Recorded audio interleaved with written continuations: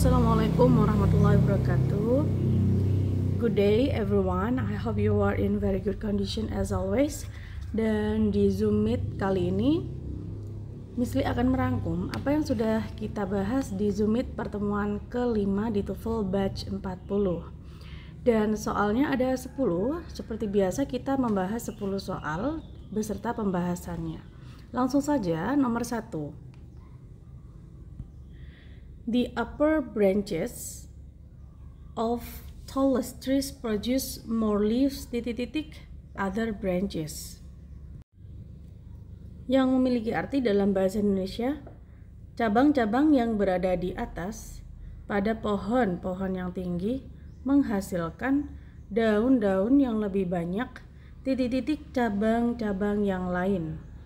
Jadi kita di sini fokus sama pilihan antara then do, then does, then they do, then it does. Maka bagaimana cara mengidentifikasinya? Cara mengidentifikasinya, apakah teman-teman sudah memahami tentang parallel structure dengan perbandingan atau comparison? Yang mana rumusnya adalah ketika mendapati ada kata more than, atau kalau cuma satu suku kata than, less than, as then the same as, similar to, maka mereka harus memiliki susunan atau struktur yang sama, yang mana same structure, kemudian more than, same structure juga. Dalam arti same structure di sini adalah misalnya di sini susunannya subject verb, maka setelahnya subject verbnya juga harus sama. Simple present, di sini juga simple present. Atau misalnya di sini subject verb, tapi di sini bentuknya dibalik atau di-invert, yaitu verb dan subject. Contoh simpelnya adalah I love you. Jadi subject verbnya adalah I subject, love verbnya love you. Kemudian ketemu more than. Jadi more di sini gak harus ada more adjective gitu ya. Jadi more than juga bisa langsung ya. More than she does. Kenapa di sini pakai does? Karena di sini tensesnya pakai simple present. Karena yang dibandingkan adalah subjek I sama she, ya. Jadi untuk verbnya itu harus love-nya pakai s seharusnya. Berhubung love-nya di sini tidak mungkin diulangi di sini karena memiliki sama, perbandingannya itu cuma subjeknya yang dibandingkan, ya. Jadi untuk verbnya itu diganti menjadi kata does. Karena orang ketiga tunggal maka pakai does, atau bisa juga dibalik menjadi does she. Kembali lagi ke sini.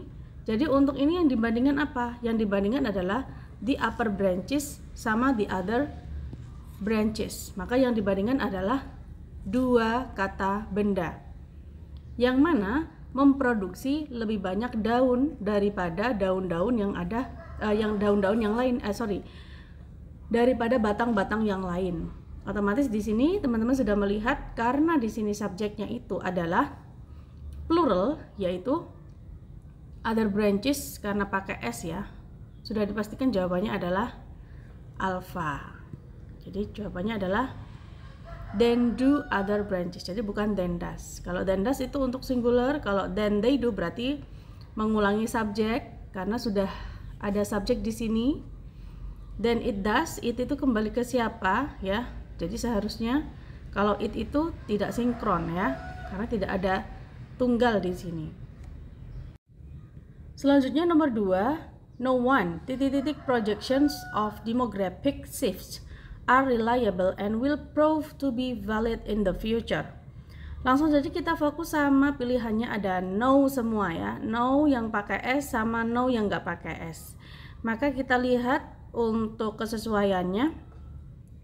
No one itu adalah subjek ya, tidak ada satupun atau tidak ada orang yang gitu ya. Projections. Projection adalah sebuah kata benda, ada ion ya. Ciri-ciri kata benda itu termasuk yang diakhiri dengan kata ion. Nouns, projections of demographic shifts. Jadi projection of demographic shifts itu adalah sebuah noun. Noun apa? Noun phrase. Noun phrase dalam bentuk maksudnya kelas katanya adalah objek. Kenapa? Karena di sini juga no one itu sebuah noun juga ya, no one tak satu pun. Ada are yaitu verb dalam bentuk auxiliary, kemudian reliable itu adalah sebuah adjektif, kata sifat, and will prove. Nah, will prove juga verb, yang mana verb di sini itu digandengkan dengan coordinate conjunction yaitu and. Jadi ketika mendapati ada coordinate conjunction and yang menghubungkan antar kata kerja verb dan verb, maka ini dihitung satu saja kata kerjanya maksudnya ya, bukan dua kata kerjanya. Dalam arti tidak butuh subjek baru lagi ya, karena ini hanya sebagai penghubung antar kata. Are reliable and will prove to be valid. Jadi to di sini bukan kata kerja ya, to infinitive saja. In the future itu cuma keterangan saja. Jadi ada subjek, kemudian di sini ada verb. Nah, akan tetapi verbnya are itu adalah apa? Ini projections. Jadi bukan of demographic shifts ya, tapi projections. Kenapa? Karena setelah preposition, of itu adalah preposition. Yang namanya preposition itu kata depan. Jadi kata benda atau noun yang jatuh setelah preposition itu bukanlah subjek.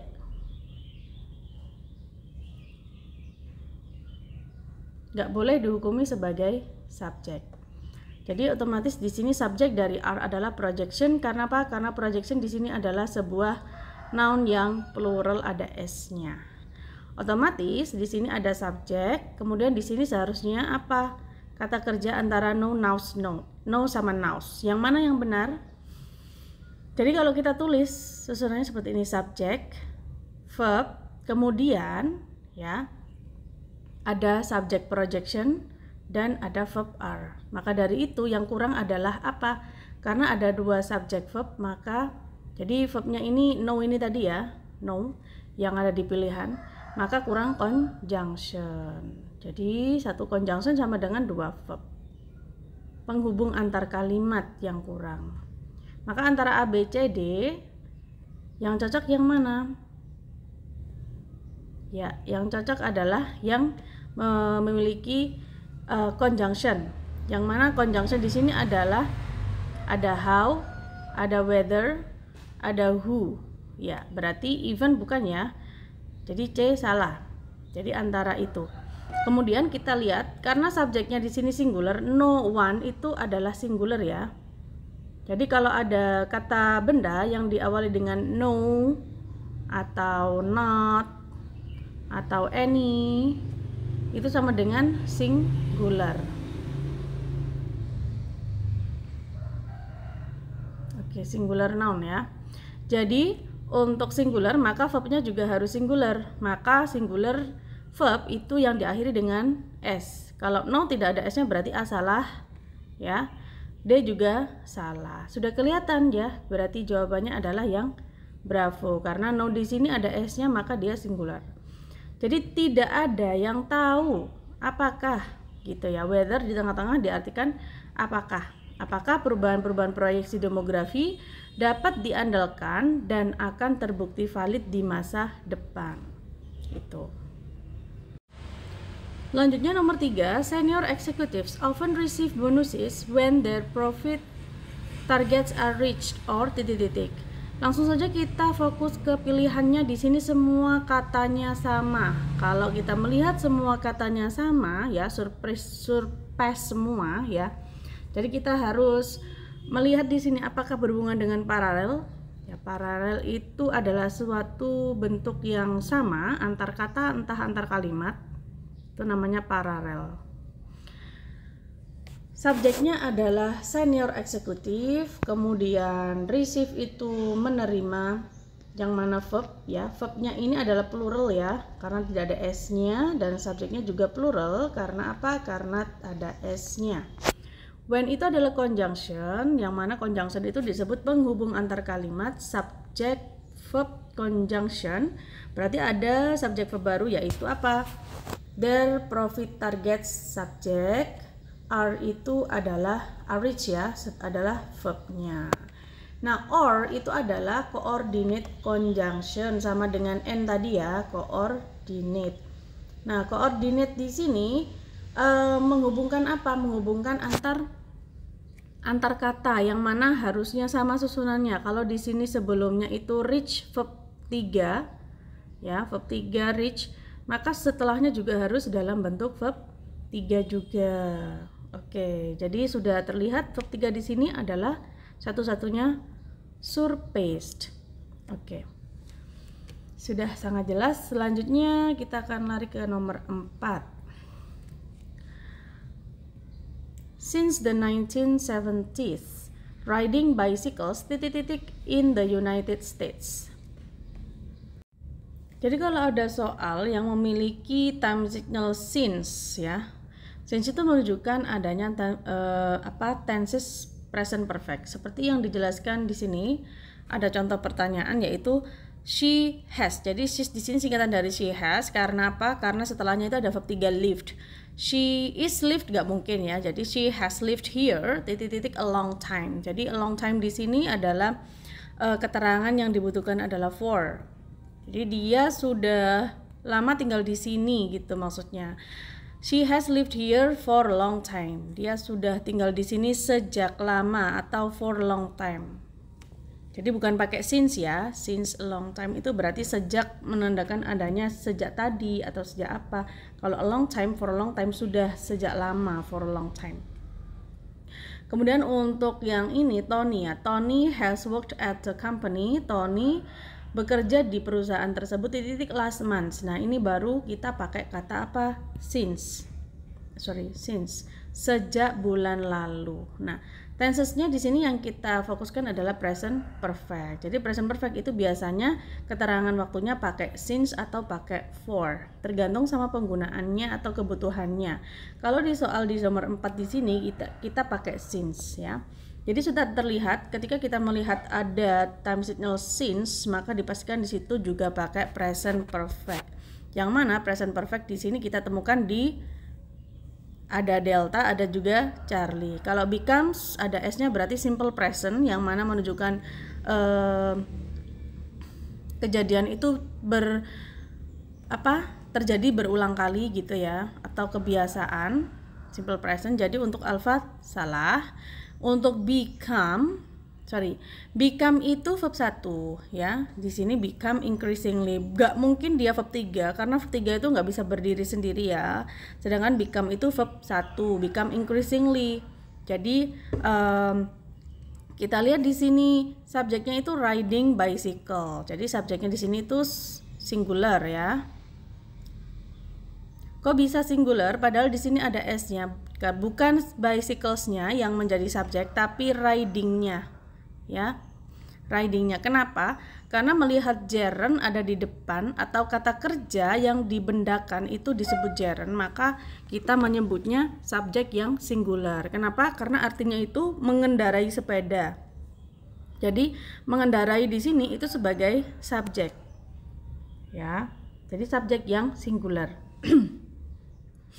Semua seperti itu. Kalau ada gerund yang diletakkan di depan itu pasti disebut kata benda yang mana disebut gerund dan hukumnya itu singular atau tunggal.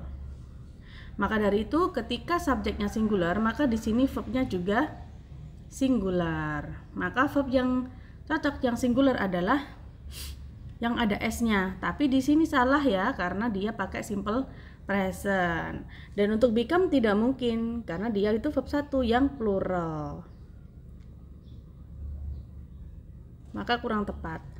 Dan antara Charlie sama Delta yang mana yang benar? Kalau kita pilih Delta, has increased sudah benar. Akan tetapi di sini ada coordinate conjunction N. Maka setelah N harusnya itu juga verb ketiga yang mana mengikuti si increase gitu ya. Karena become di sini bukan verb ketiga, verb 1 yang ditambahin S, maka kurang tepat ya. Jadi Delta itu salah. Jadi pilihan yang paling tepat adalah yang Charlie, has become increasingly widespread. Jadi menjadi semakin meluas gitu. For your information aja, untuk verb 1 dari menjadi itu become pakai O, untuk verb 2-nya itu became pakai A. Untuk verb ketiganya itu kembali lagi seperti verb 1 yaitu become pakai O lagi gitu. Cuma caranya baca beda ya, yang Verb kedua became. Tapi untuk verb 1 sama verb 2 itu cara bacanya sama. Become, became, become. Selanjutnya nomor 5, horseradish has extended stems and a large root that is created a spicy food sauce. Lobak pedas memiliki batang yang memanjang dan akar yang besar dihaluskan. Saus makanan yang pedas. Kalau dari artinya. Dan kita melihat di sini segi gramatikalnya ya. Tapi sebelum kita menganjak ke segi gramatikalnya, kita melihat di pilihannya aja langsung. Kalau mau cepat ya, ada to making, ada to make, to the making. Yang namanya to itu pasti plus verb 1 atau to plus noun. Ya.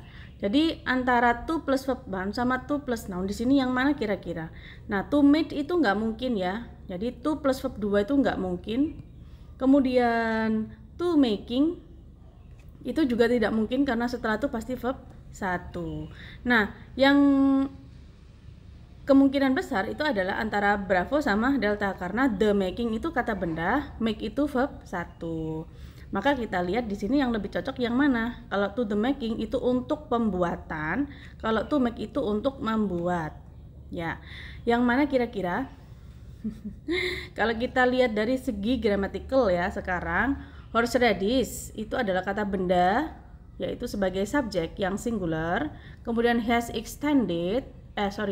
itu verb yang singular. Kemudian extended stems itu adalah noun phrase yang mana dia itu sebagai objek. Jadi batang-batang yang memanjang gitu maksudnya. And a large root dan sebuah akar yang besar that is grated yang dihaluskan. Ya. Jadi that is grated itu adalah berfungsi sebagai conjunction plus subject. Kenapa? Karena subjeknya itu mengulang dari kata si root ini ya. Karena rootnya yang dihaluskan, grated, makanya rootnya nggak usah diulang lagi. Kenapa? Karena membutuhkan sebuah conjunction, makanya dia ini butuh sebuah verb lagi gitu. Jadi kalau kita tulis susunannya adalah subject, verb, kemudian ada ini ya conjunction plus subject baru verb. Jadi sudah benar untuk susunan gramatikal secara subjek klausa. Kemudian setelahnya di sini ada titik-titik a spicy food sauce. Jadi setelahnya itu ada titik-titik tapi diikuti oleh noun. Noun apa? Noun phrase yang diawali oleh itu menunjukkan adanya kehadiran sebuah kata benda. Artikel, spicy itu adjektif. Ya. Food sauce. Nah, food sauce itu adalah sebuah compound noun ya, kata benda yang udah memang jadi satu, saus makanan gitu ya, compound noun. Jadi adjektif dari si food sauce. Saus makanan yang pedas, sebuah saus makanan yang pedas. Jadi kira-kira sebelumnya ini apa? Apakah to the making? Kalau to the making noun di sini noun, maka di sini harusnya ada of ya. To the making of a spicy gitu. Jadi kurang of ya.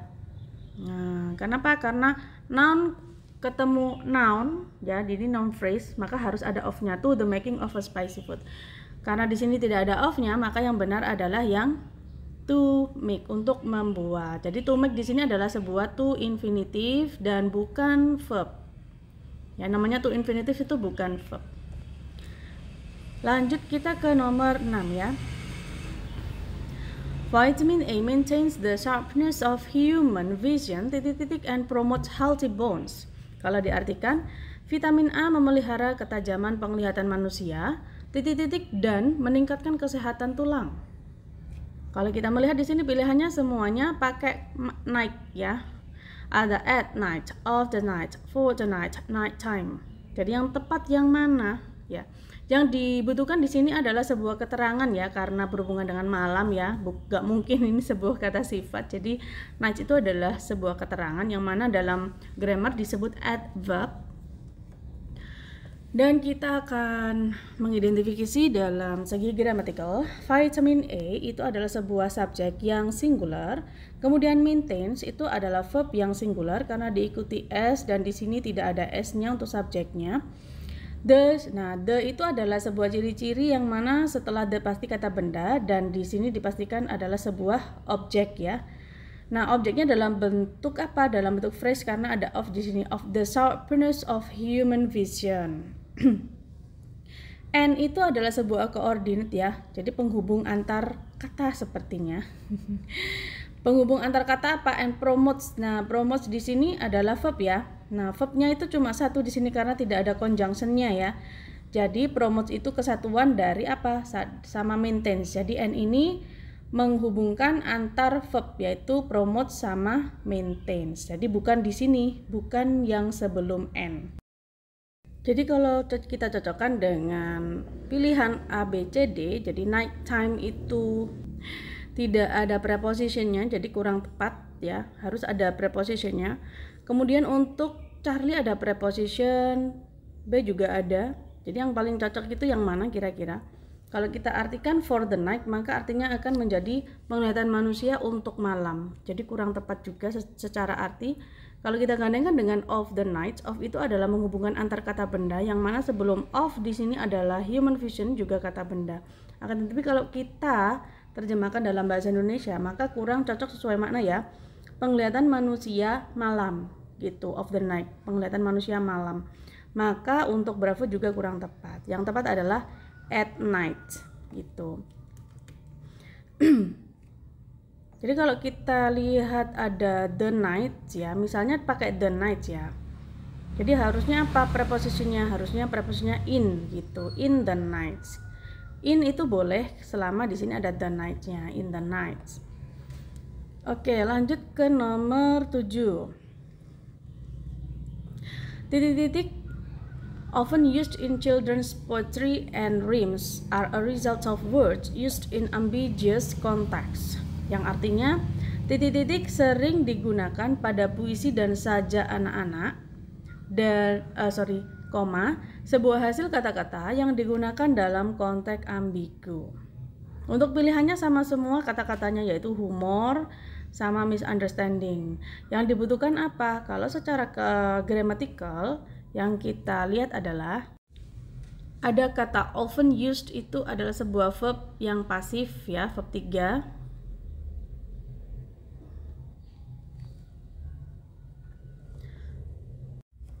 Akan tetapi dia tidak bisa dikatakan verb. Kenapa? Karena di sini sudah ada kata kerja are. Jadi karena tidak bisa disebut kata kerja, yaitu kurang to be ya. Setelah adverb langsung verb 3, maka dia itu bukanlah sebuah verb 3 yang bukan sebuah verb, tapi melainkan adjektif. Jadi teman-teman sudah pernah Misli jelaskan tentang adjektif, bentukan dari verb 3 ya. Yang mana dia disebut sebagai adjective clause yang di-reduce, often used, sering digunakan, tapi bukan kata kerja ya. Often used itu artinya sering digunakan, yang sering digunakan gitu maksudnya. Dan in itu adalah sebuah preposition. Ingat, meskipun di sini ada kata benda children's poetry and rhymes, ya, kata benda bukan berarti dia itu adalah sebuah subjek, tapi dia itu sebagai objek. Kenapa dia disebut object of preposition? Karena diawali oleh preposition. Jadi kita sering menyebutnya yaitu prepositional phrase, kita singkat menjadi PP. Dan ketika menjadi sebuah PP, maka jangan dihukumi sebagai subjek. Misalnya perlu mengulang-ulang keterangan seperti ini biar teman-teman ingat gitu ya, biar cepat paham dan mudah diingat. Sehingga yang kita temukan di sini adalah verb are. Setelah verb di sini ada a result of words used in ambiguous context, itu adalah sebuah PP juga ya.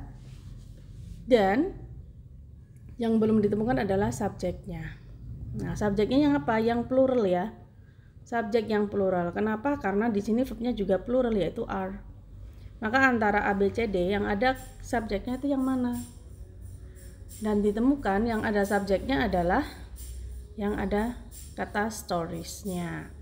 Kalau kita melihat Bravo ya, misunderstand and humorously itu kurang tepat. Karena apa? Misunderstand itu adjektif, humorous itu adverb. Jadi kebalik ya, harusnya adverb dulu baru adjektif.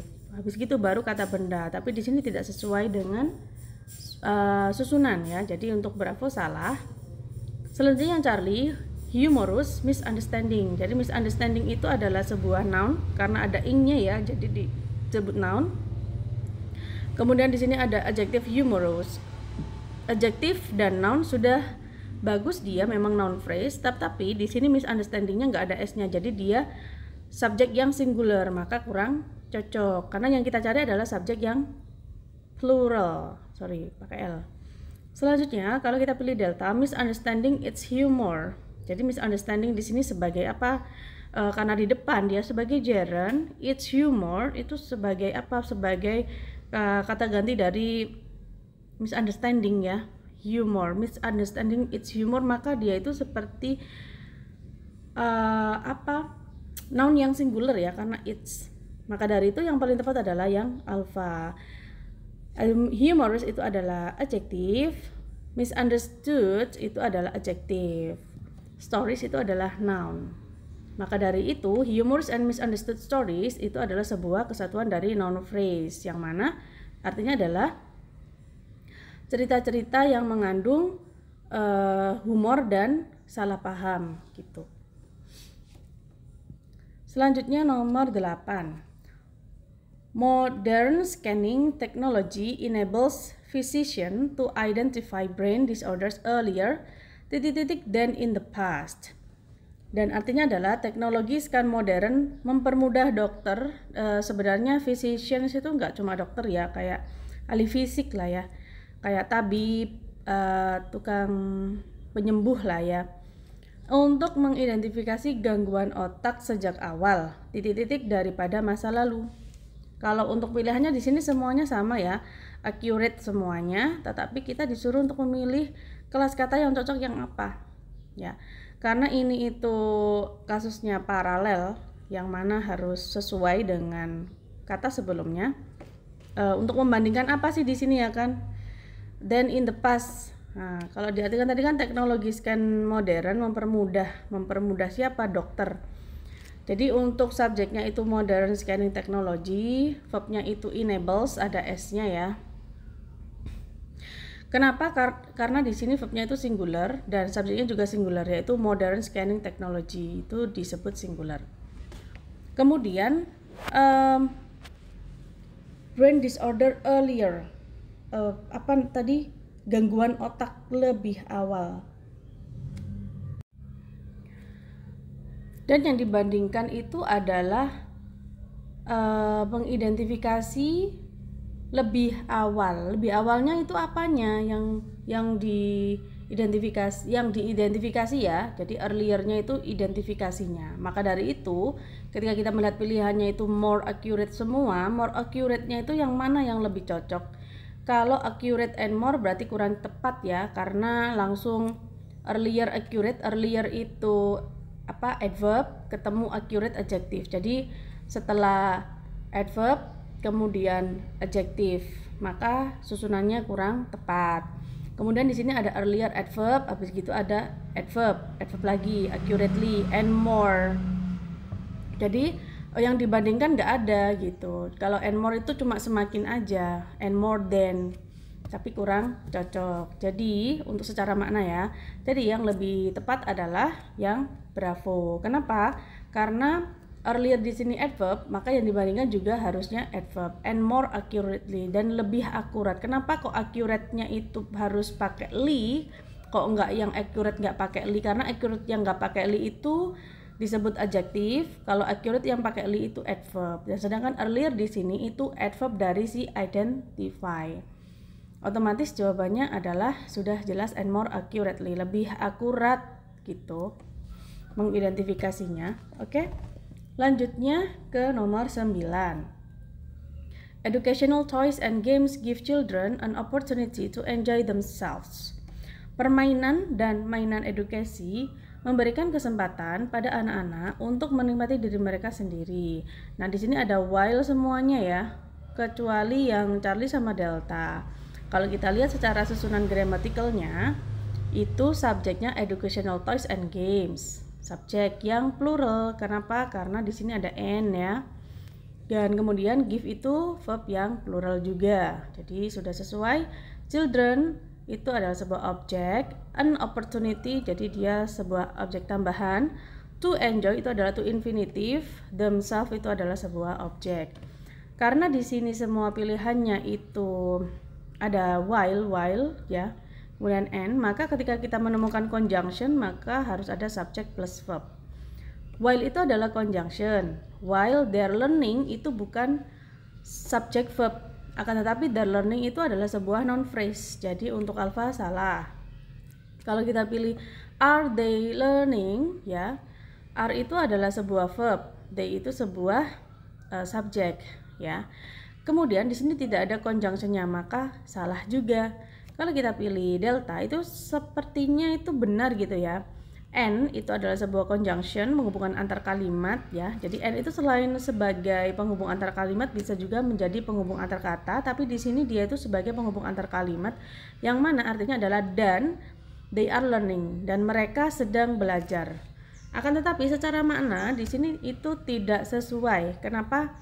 Karena di sini tensesnya itu give ya. Give itu apa? Give itu adalah verb 1 ya. Kalau yang ini they are learning itu verb ing, jadi sedang belajar. Maka dari itu tidak sesuai secara makna dan tidak sesuai juga secara paralelism ya. Jadi untuk delta salah. Yang benar adalah yang bravo. Kenapa? Karena while itu memang conjunction, while they learn. Awalnya seperti itu ya. While they learn. Kemudian they-nya itu dihapus maka menjadi while learning. Seperti itu. Kenapa kok they-nya dihapus? Boleh dihapus. Kenapa? Karena mengulangi dari kata si children ini tadi. Jadi karena untuk menghindari pengulangan kata children, maka children-nya itu dihapus atau they-nya dihapus menjadi while learning gitu aja. Jadi itu ada sebuah reduce atau pengurangan ya. Yang terakhir nomor 10. William Hazlitt essays written in titik-titik style appeared between 1821 and 1822.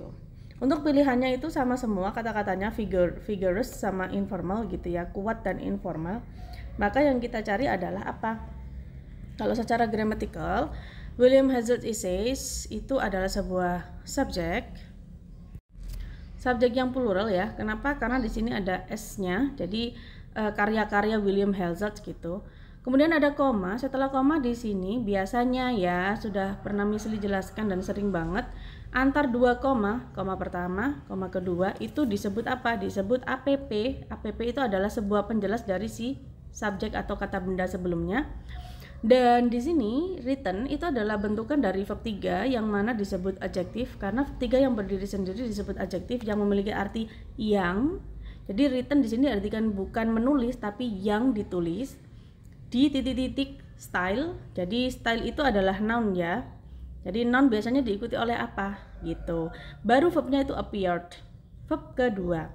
Jadi karya-karya William Hazlitt itu appeared between, muncul antara tahun ini dan ini. Jadi yang kita butuhkan sebelum style atau sebelum noun itu biasanya apa? Sebuah adjektif atau kumpulan beberapa adjektif. Maka dari itu antara A, B, C, D yang memiliki kelas kata adjektif itu adalah delta. Yang mana os kemudian al. Jadi ciri-ciri adjektif itu biasanya diakhiri dengan kata-kata os dan al. Vigorous and informal, kuat dan informal. Kalau kita pilih vigor itu bukan adjektif ya, tapi kata benda. Informality juga kata benda. Noun sama noun ketemu noun, kurang of nanti jadinya. Kalau kita pilih Charlie, vigorous itu adjektif, akan tetapi informally karena diakhiri dengan li maka dia disebut adverb. Maka kurang tepat ya. Kenapa? Karena nanti jatuhnya style itu kan kata benda diikuti adverb, jadi kurang tepat. Kenapa? Karena adverb itu harusnya jatuh sebelum adjektif. Informally vigorous itu mungkin benar ya. Vigorously itu juga adverb, informally juga adverb. Maka Alpha, Bravo, Charlie kurang tepat ya. Oke guys, thanks for your watching. Jadi sekian untuk pembahasan 10 soal yang berhubungan dengan structure dalam soal TOEFL yang sering muncul susunannya seperti itu. Jadi silakan dipahami kembali. Jika masih ada pertanyaan silakan dikirimkan atau di japri aja mislinya ya, di nomor misli boleh seperti itu, atau bisa juga ikut kelas lanjutan juga ada. Kalau misalnya zoomnya masih kurang Miss, ya boleh ikut kelas lanjutan ya, langsung aja japri ke misli. Thanks for watching. Wassalamualaikum warahmatullahi wabarakatuh. Semoga bermanfaat and see you next time.